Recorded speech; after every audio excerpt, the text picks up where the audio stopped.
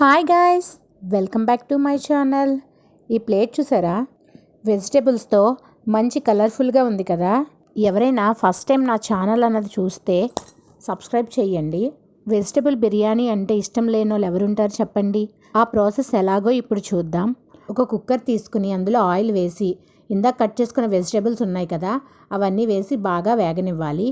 తరువాత అల్లం వెల్లుల్లి పేస్ట్ వేసి ఒకసారి వేగనిచ్చి తరువాత గరం మసాలా కూడా వేసి వేగనివ్వాలి.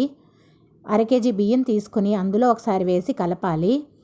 అంటే అరకేజీ బియ్యం అంటే 1కి 2 చొప్పున 4 గ్లాసులు నీళ్లు వేసి ఒకసారి కలపాలి.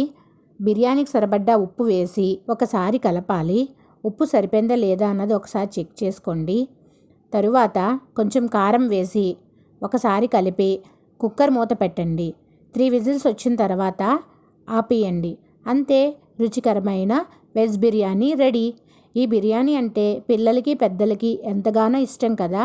ఇలా తింటే చాలా టేస్టీగా ఉంటుంది. ఇలా కుక్కర్లో చేసుకోవడం వల్ల త్వరగా కూడా అయిపోతుంది. ఈ వీడియో కనుక మీకు నచ్చితే లైక్ చేయండి, షేర్ చేయండి, సబ్స్క్రైబ్ చేయండి. బిర్యానీ లవర్స్ ఎవరైనా ఉంటే కామెంట్ చేయండి.